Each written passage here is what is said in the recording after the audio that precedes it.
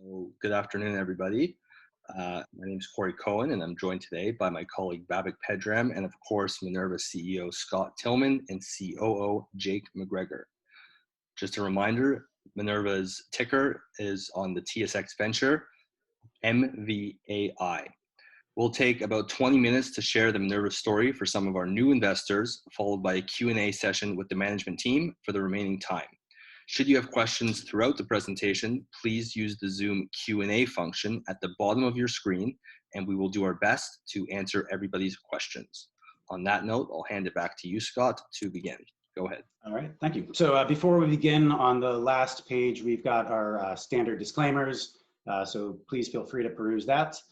With that, I'll kick it off. So we are Minerva Intelligence. We are a firm that enhances machine intelligence with human knowledge. And what that means is basically our mission is that we aim to be one of the leading providers of reason-based decision-making in analytics in our current industries of economic geology and climate risk, and in the future beyond. We're Vancouver-based.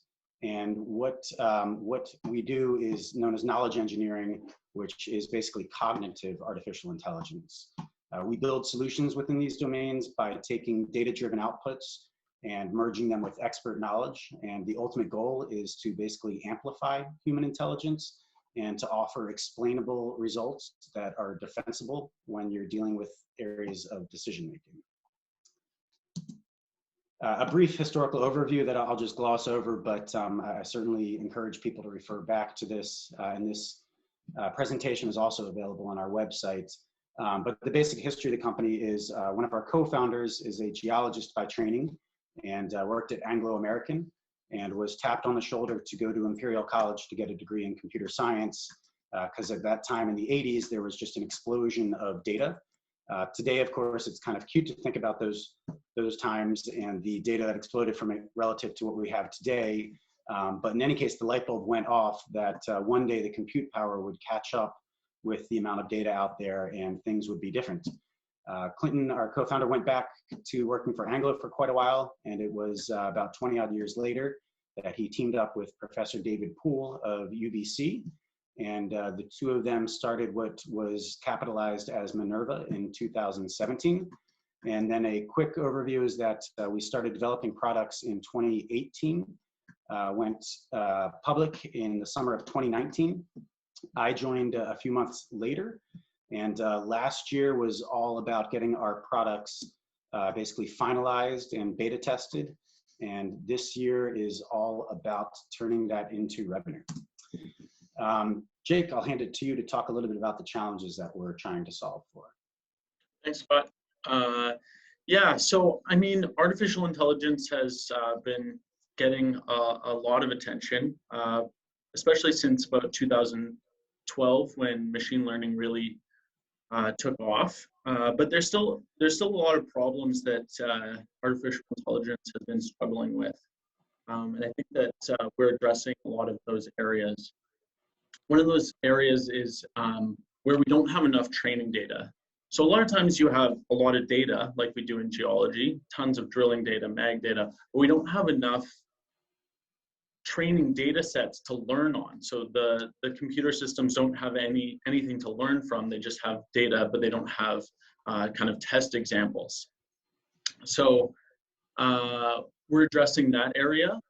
And the other problem that machine learning has that we kind of address is a lack of explainability. So a lot of times machine learning and deep learning outputs are kind of just an answer, but they're not an explanation of how or why the system got to that result.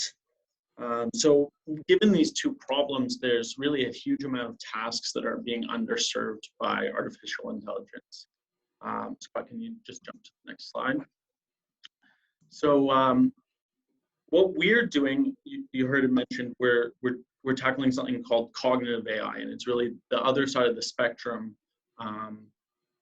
rather than machine learning, where we expect the system to learn based on the data that we're giving it. We are taking expert understanding of different processes and things that happen in the world and putting them into the system so that we can then use that to make predictions and provide results for our customers. And by capturing that expert knowledge in the system, we can process things a lot faster than an expert could on their own, but still provide the explainability, so the reasoning of how we got to a specific solution or prediction that machine learning wouldn't be able to do.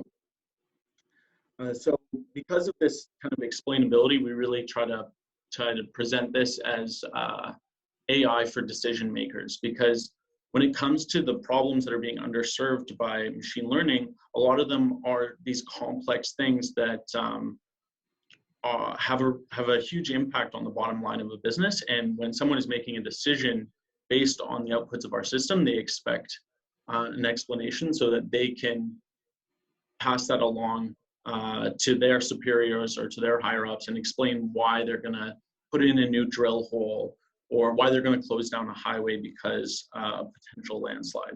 But we'll get into those examples a bit later.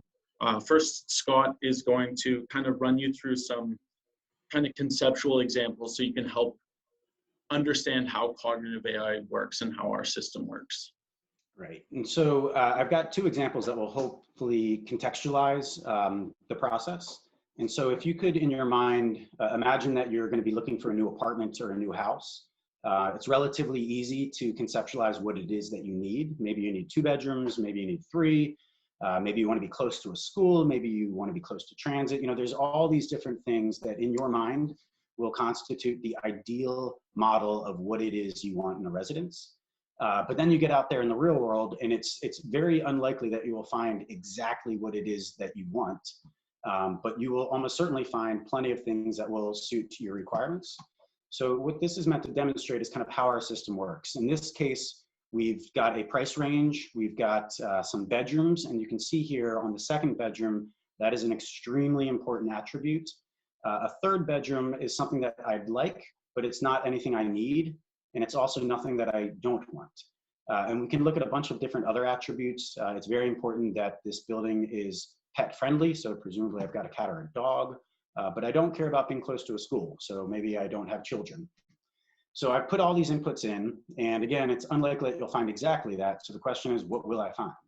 And the way our system works is it understands kind of all these different attributes.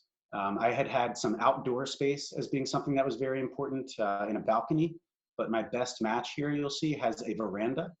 Our system is able to understand that outdoor space has many, many different types of definitions under it. And a veranda, while not a balcony, is likely to be something that somebody who wants outdoor space will find to be of value.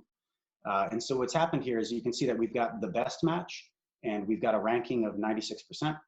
And then we have some other results that maybe aren't quite exactly what you wanted. The best one, it's because it's got all these features you want. The other ones you can see still have a lot of them, but are slightly different. Another way to kind of think about what we do is in the realm of diagnosis or diagnosticity.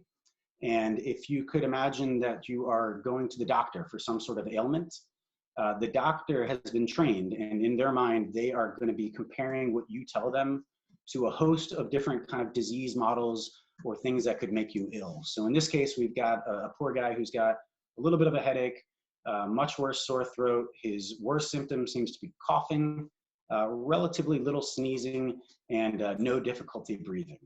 So these are all individual attributes, but of course, when the doctor is talking to this person and interrogating them, they're going through their mind and thinking about what could these different things be? And they're gonna come up with in their head what the most likely outcome is, which in this case is strep throat. And if you can imagine the process that the doctor's going through, you know, they're taking their expertise and comparing it to things that they know. What we have done is basically distill that into a computer. So we've got all the expertise of different people at the fingertips of the computer once it has been taught. To kind of get a little bit into how that process works, I'll hand it back to Jake. Yeah, so if we think about that example in healthcare, really the way that we would tackle that is, and this is how we approach all the domains that we're working in. We take all those expert models of what different diseases are like, and we put those into a knowledge graph format. And that way we can store them and use them later down the line. Then we would collect data. So in this case, it would be the patient's symptoms, and we would have to input that into the system using the same terms and vocabularies that we use to describe all the different disease models. And then we can actually compare those two things, the diseases and the symptoms, and create an explanation of why we came up with that certain score. So really it's about taking in the expert knowledge, taking in the data, comparing the two, and then providing the results in a simple to use user interface. And so, of course, what are we doing with it today? So today we have two verticals, economic geology and climate risk. As I mentioned, one of our co-founders was a geologist by training, so that was where we first set out to tackle some problems, and that is where we have gotten the furthest. But it is certainly not the biggest addressable market that we're looking to get ourselves into. Climate risk, we think, will be a much, much, much larger market for us. There's quite a bit of white space and blue sky, but right now we're having great success in both divisions. And to speak a little bit about our mining products, we basically have a suite of products that are meant to help exploration geology companies pretty much from end to end. And it starts with what we call Solace, and that is getting into some of the knowledge graph preparation, standardizing of terms, which is extraordinarily important to us, because going back to the example of the apartment, we need to understand that rocks can be called different things even if they're the same. We need to understand that different people use different terminology to describe the same things. And so it becomes incredibly important. And basically what that product does is it harmonizes poorly structured legacy data. And we can deal with customized vocabularies and rules. We can deal with standardized ones. But that's kind of where the sausage making starts for us. Leo is basically a indexed search function that is very domain specific. So it's great for mining companies where we have it set up, but you could also set it up for other scientific domains. And then the real kind of bread and butter of our products are Target and Driver. Target is a 2D exploration prospectivity map. It's meant to take whatever data is out there, be it public or private, which could run the gamut from stream sediment data, fault data, claims data, all the things that are going to go into deciding if you want to spend some money to potentially sink some drill holes into an area. That is something that is a little bit lumpy in nature. It lends itself to great one-off projects, and we've had quite a number of them around the world. Driver is our product that I would say today we are most excited about. It is a multi-element drilling program that basically analyzes multi-elements and zonation. It is something that we think if you are looking at a multi-million-dollar drilling program, you're candidly foolish to not spend that last little bit with us to make sure that you've gotten the best out of your results that you possibly could. And I'll hand it back to Jake to talk a little bit about our climate risk products and where we're going there. Yeah, thanks, Scott. So the department really started, looking at different natural hazards. So creating susceptibility maps for landslides and floods and wildfires. And there's a lot of different, markets available for that, both in insurance, as well as looking at linear infrastructure. So protecting pipelines against landslides, or pipelines, or power lines, all sorts of things that cover a long stretch of ground where we can analyze what the risk is. But there's been a lot of hype around ESG reporting right now, and frankly, it's a bit of a Wild West scenario where everyone is kind of being pushed to report their environmental risks within their financial reporting, but no one really knows how they should best do that. And so we're seeing that as a huge opportunity for Minerva to help people kind of report to those standards in a way that is easier for them, and so that they can be sure that they're doing it correctly. Because you know, a lot of big businesses right now are spending huge amounts of money, huge amounts of time just to create these reports, and they don't know if they're doing it right. We have a really long background in working with different standards. So I am on the OGC Standards Committee, as well as ISO, the International Standards Organization. So Minerva having that kind of leg up on the competition in terms of creating data products that are built on standards, I think we have a really good shot at making a big splash in the ESG reporting world. There's a lot of different exciting things. I mentioned linear infrastructure, but we're also looking at carbon credits and carbon offset reporting. And I think there's just a lot of future in this department for Minerva. Yeah, I think I'll leave it at that. Okay. I'd encourage people to check out our website. We have some demonstration products that can give you a little bit of a better feel for kind of what is actually going on behind the scenes. You know, Jake touched on this a bit here, but there are quite a bit of large opportunities. We have more than $1 million response out there right now for different projects. And I guess I'll kind of segue straight into where we are today and what our revenue drivers are. As I mentioned, we really started kind of our beta testing last year and have moved into commercialization this year. Our expectation is that we will be able to easily double revenue every year for at least the foreseeable future. Our driver product, as I mentioned, is probably the most exciting one today.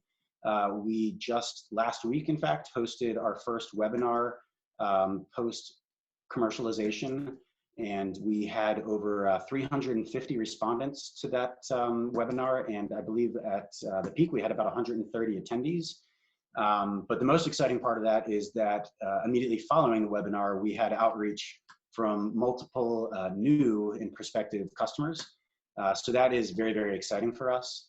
The typical ticket on a driver job is going to be anywhere from, call it, $50,000 to $200,000. And there is the ability to have recurring revenue when we're dealing with some larger customers that will have, you know, basically ongoing drilling programs. But we can also serve the smaller customers that maybe are a junior mine and, you know, just have a couple of drill holes that they're not going to do anything with for a couple of years. We need to understand what's going on. So our expectation is that by the end of the year, we should be doing at least $100,000 a month from driver. The climate change products that we have been working on have primarily been government related. We've released news on a handful of government contracts. These we think are maybe not the sexiest, but they're fantastic from the standpoint that we are actually the ones who are now helping to write the standards for the government of Canada. And of course, since standards are at the heart of what we do, that is a fantastic Trojan horse for us, as well as the fact that it certainly doesn't hurt credibility that we have 100% success rate with the government on every project that we have applied for. So we think that there's quite a bit to do there. And the general size of those projects we think will skew larger. There's a project we're working on today that we are one of 2 companies that was chosen. It's a relatively small project, about 100,000. But what's exciting about it is that one of those two parties is going to be chosen to build an app for the government that is anywhere from $1 million to $1.5 million. And that is a project that will start early in 2022. So we think that we're kind of right at the cusp of really, really exciting stuff. Mm-hmm. And last, you know, we mentioned that our technology is domain agnostic. We have a lot of hope to move into other areas in the relatively near term, kind of call it the 12 to 24 month time period. Finance and risk, as well as healthcare/medicine being 2 that we are really, really focused on. And then in the bottom right, you'll see real estate, which, you know, a lot of our current work is centered around GIS applications. We think there's quite a bit to do there as well. And lastly, the the growth has been pretty strong. As I mentioned, 2020 was kind of these beta test projects, a little bit less than $500,000 in revenue. We expect to easily double that this year. Our Q1 numbers should be coming out, I believe, later this week. I encourage everyone to check them out. We're really excited about how those are looking, and look forward to adding a 2022 revenue number on there. Jake, do you want to take this last one that just kind of sums up who we are before they see our beautiful team? Yeah, to kind of go back to the top, really we're tackling a lot of problems that are being underserved by the AI industry. And I think that's something that's important to remember, is that Minerva we're not just taking off-the-shelf products that have been developed by the big tech giants. We're actually developing our own proprietary solutions, and we're patenting those, and they have applications in all sorts of domains. So, we're proving ourselves in mining, and we're proving ourselves in climate risk. But really, I think the story here is about a company that's developing AI solutions that are going to have applications in a huge variety of domains. Yeah. All right, great. Some just kind of high-level stats. Unfortunately, the market has not been nice to us in the last couple of days, so that market cap has come down quite a bit. I would argue that a market capitalization of under $10 million Canadian is extraordinarily cheap. If we were to transplant this team and try and do something in the Valley as a brand new idea, I can't even imagine what our valuation would be, but I am sure it would not be 10 million. Then just some basic issues. We've got a little over 52 million shares outstanding. Strong insider ownership. Myself, Jake, every single employee owns shares and has options. This is the team. There's quite a bit of robust talent. We've got a strong software programming team. We've got geologists. We've got engineers. We have GIS specialists. And at the bottom, you'll see we've got some very, very strong technical advisors. Lastly, I'll show you just a quick bit of the companies that we've been fortunate enough to work with. There will be quite a few that we will look to add to this over the summer, but we're very proud of the companies that we've worked with and look forward to working with more. And with that, I will hand it back to you, Corey. Thanks, Scott. Thanks, Jake. Just a reminder to our audience that you can submit your questions through the Zoom Q&A function, and we will do our best to get to them. We did have some questions email in.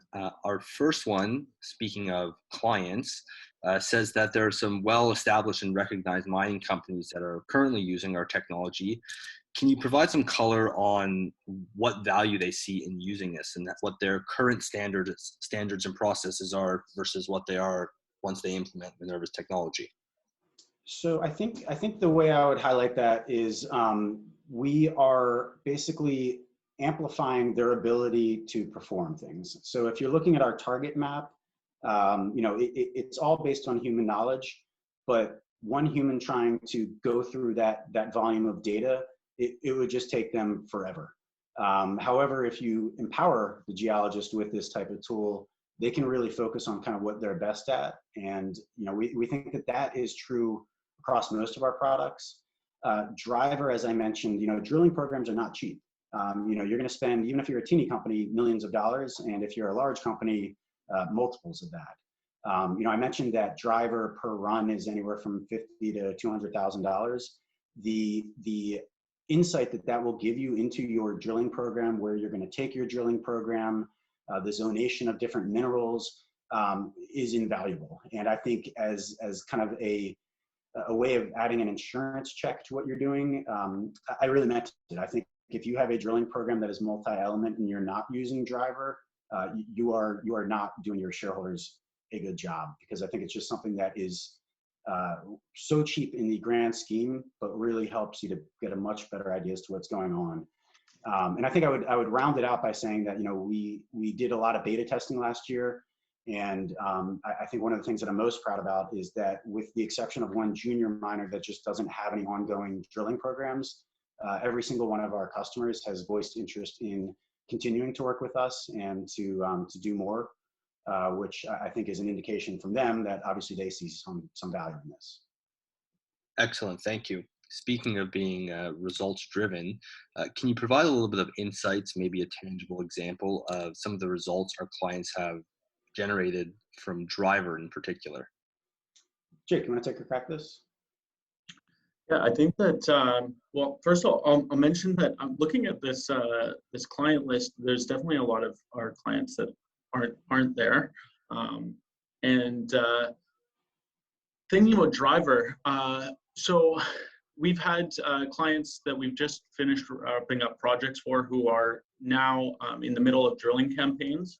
So they've got vectors from our results and are actively looking at targeting those. And we're hoping that they're going to be successful with that. I think that would be a real validation of our technology.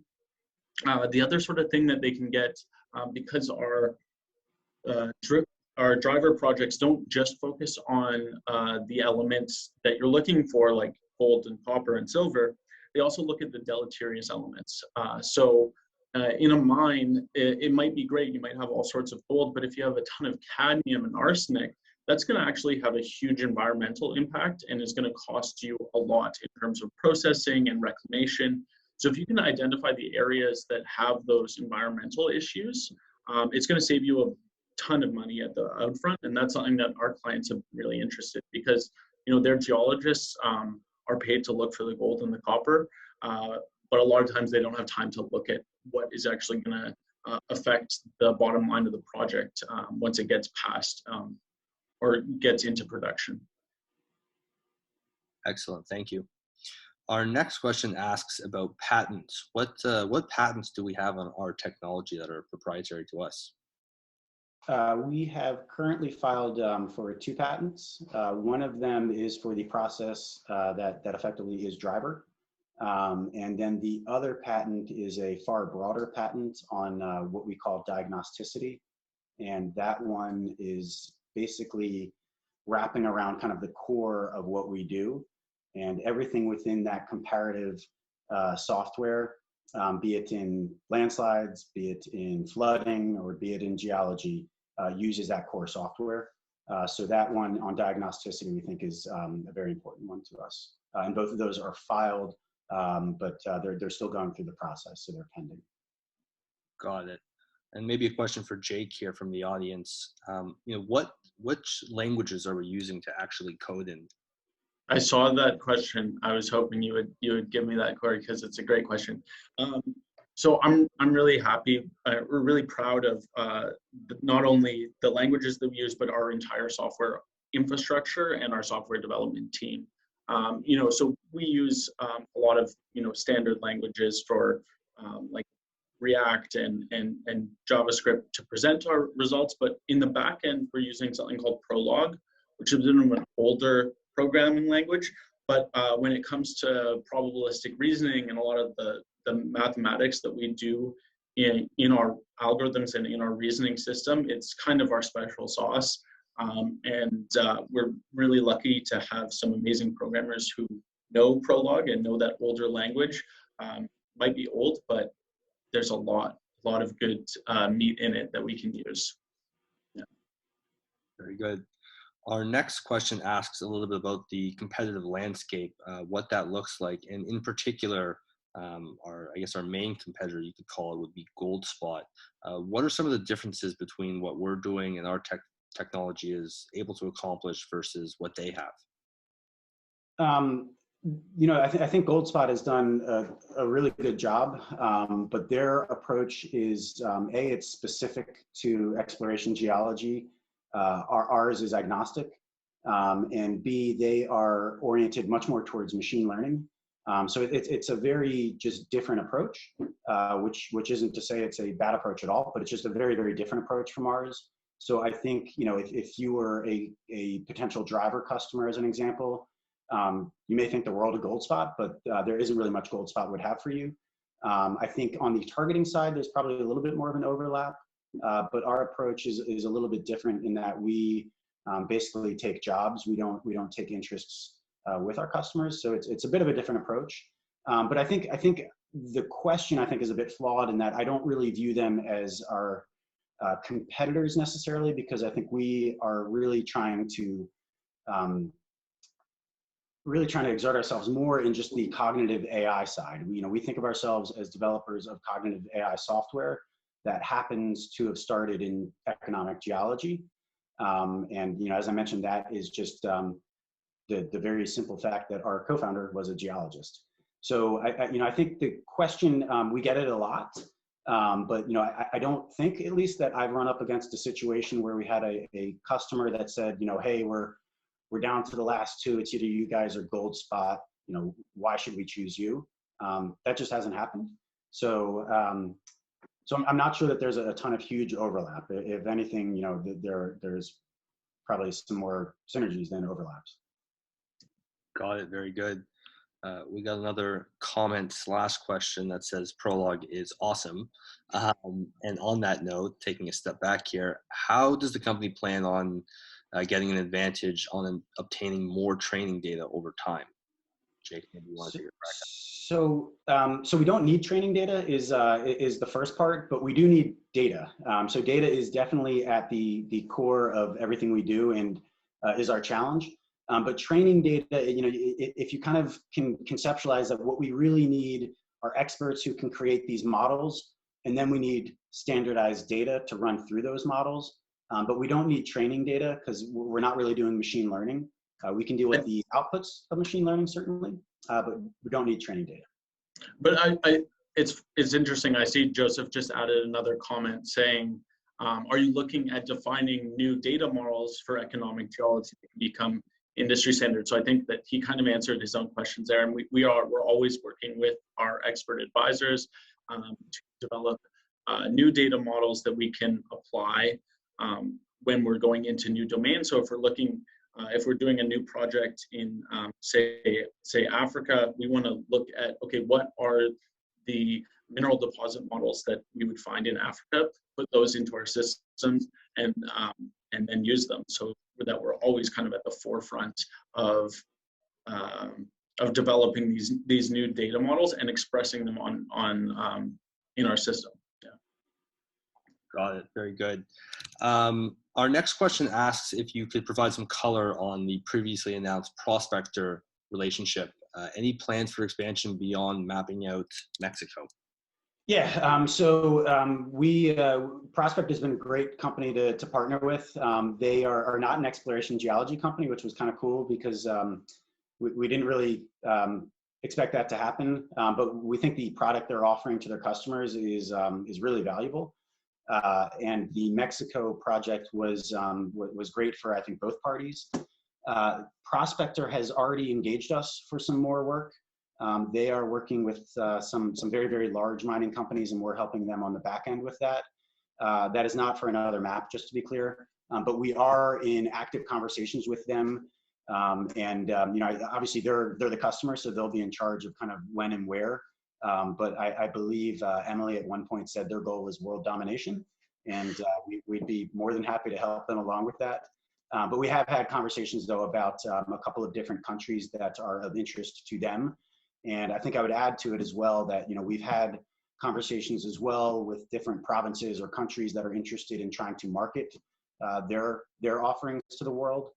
So we are going to have some business development conversations with our friends at Prospector about if there are opportunities to jointly approach some of those potential countries or provinces out there. But yeah, I would say all in all, it's a good, healthy relationship, and we are very, very eager to do more with them. Got it. Very good. I'm going to combine two questions here. What if you could provide some color on what the strategy is to actually scale up the economic geology side of the business, and do we have plans to expand internationally? So I'll take them in the reverse. So internationally, absolutely. We've already had on the mining side a number of international customers. On the board there, you can see Oz Minerals is out of Australia. We are working with RFPs from companies that are in America, in Europe. We are currently, I think, just about to finish up a small target project that we are doing with a consultant to the World Bank in Cameroon. So we're trying to hit basically every continent, I guess with the exception of Antarctica. And then in terms of kind of scaling up, that is kind of happening now. Certainly word of mouth is very, very helpful for us. So, our customers that have been happy, we're encouraging them to introduce us to other customers. And we are embracing partnerships as well. And then lastly, on the partnership side, there are a number of large consulting companies out there that I think would benefit from some of our tools. So we are actively speaking with different companies out there that could either be users or there's companies out there like Leapfrog and IOGAS that we use to display our results. They could certainly be helping, I guess, spread the word of what we do. And then lastly, we have some resellers. We've got a reseller in Asia. We have a reseller in Australia, and we are currently working on, but have not quite concluded, a reseller in Brazil. So I think, all of those are meant to basically just scale it up and get the word out there. And then I'll extend that answer into our climate risk group, which is one where I think partnerships will be equally important. So, we've got a host of ongoing conversations going with different consulting type companies. And then, we're also talking with carbon credit companies and a whole slew of interesting potential partners out there. Awesome. Thanks, Scott. So why don't we move over a bit to the ESG side of the business? Maybe you can talk a little bit about what the current standard is in ESG and how, our climate risk division is able to address that. So I think that's the beauty of it, and the opportunity for Minerva is that there really isn't a standard when it comes to the environmental side of reporting within ESG, especially in finance. So that's something that our department is tackling right now, doing research, talking with potential customers, trying to look at what the best solution is going to look like for them, and also thinking about how we can scale that so that it's not just a solution for one customer, but it's a solution for an entire segment of the market, or maybe broader than that. But when it comes to standards in that world of climate risk and natural hazards and that whole kind of space, we have been working with the Canadian government, as Scott mentioned. So I think we've done 3 projects now for the Canadian government, developing or helping them design guidelines and standards in the space of different national scale data sets.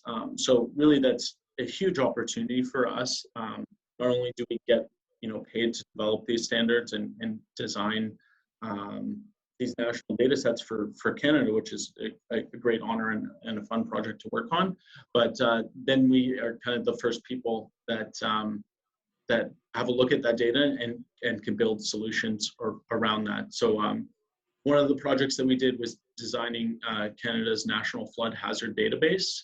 Another one is providing some advice on national geology data sets. And right now we're working on a project to redesign the National Hydro Network, which is a national data set covering all of our lakes and rivers and oceans in Canada. So really important data set, and getting to have a hand in it is giving us an opportunity to design some really cool products.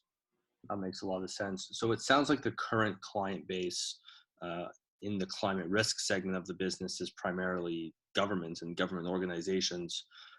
Who would be a logical next step as a prospective client base? So I think there's a few, but the ones that we've been talking to and have the best leads with, and even RFPs or proposals out to on RFPs are big linear infrastructure companies. So that's like pipelines. We have a couple of different proposals out to pipeline companies right now, and then also insurance companies. And we've had an eye on that market for a while, and we're definitely making some headway in gaining traction in the insurance market when it comes to floods, landslides, and wildfires as well. That makes a lot of sense. And the ESG side of the world is really taking off. A lot of corporate issuers are focused on ESG reporting metrics. Mm-hmm. Earlier that you alluded, there's no real standard practices or anything of that nature. So a lot of companies are kind of going without a flashlight in this process, can our technology be used to help remedy that? And if so, maybe you could provide a little color as to what that could potentially look like. Yeah, well, I think the application that we have in floods is a great template, and we're looking at how we can kind of shift that model. And the way that our floods application works is it takes a look at specific assets, so specific buildings or facilities that people own, and then looking at the risk of, based on flood modeling, understanding some specific attributes about that building. So we can kind of scale that same model up to, let's say, we are working with an agriculture firm that has all these different fields and land base across a huge space in North America. We can take a look at all those different assets, those pieces of land, apply a climate modeling scenario to it, and see what's going to happen based on climate change, and then assess the risk to those specific land parcels and create a report for that. And the hope is that we can build an application that is not only applicable to agriculture, but to all sorts of industries, for anyone who has assets that could be at risk for climate change, drought scenarios, increased flooding. There's all sorts of risks that climate change is presenting, and luckily we're well poised to kind of look at all those different risks for specific assets that people own. Got it. That makes sense. Okay, why don't we jump a little bit to the capital market side of things, just because we are pushing up towards the end of our time here. Scott, do we have any institutional investors that are involved behind the company? Yeah, so the company was capitalized by a handful of institutions and hedge fund related people. So amongst them is the Abu Dhabi Sovereign Wealth Fund, and Impala, which is a large private equity firm, primarily mining focused, out of Zug. So we've got quite a handful of them. We also have a number of, I'll call it kind of tech founders and other people in that industry. So the quick answer is yes. Very good. And, as early investors, maybe you could shed some light on, where they saw value in Minerva's technology. And is it in particular to the mining side, or is it really about the artificial intelligence that's behind things here? I think certainly you'd have to ask to get the 100% direct story, but I think my understanding of it is that there was a desire to find something novel in the mining world, but that was using AI. And when this was found, it obviously checked off both boxes. But I think the interest was really in the fact that it was novel and that it was very, very agnostic. And I know that when I was speaking with the shareholders before joining, that was definitely what was, I think, of most interest to them. And that has been our strategy. We wanted to prove ourselves in geology, which I think we have done. We've got happy customers, working products, and then scale up into other areas. So that's why climate risk is where we think we're going to really start to make some strides over the next 12 to 24 months. And then, the reality is our products are agnostic. So I would love nothing more than for somebody to ring us one day and say, we love what you're doing, but we want to apply it to X. We're not actively pursuing these things right now, but I would call it ongoing conversations with different people in the tech world about primarily finance and risk related things. So I think it was the fact that what we have is a bit of a Swiss Army knife is what was most appealing. But certainly you'd have to go to some of the shareholders directly to get the word directly from them. But I think it's that it was agnostic. Gotcha. Yeah, that makes a lot of sense. Two quick technology questions for you, Jake, from the audience here. Number one, are we using AWS services? As well as which platform are we using for our own internal machine learning, or have we developed our own platform? So yes, we are using AWS, but we're also using some of our applications on Azure. So we're kind of testing out different cloud platforms for different applications and kind of seeing what works best and especially what technology we're going to be using. Like I said before, all of our technology that we use is proprietary. So our reasoning system and all the different pieces that lead up to that.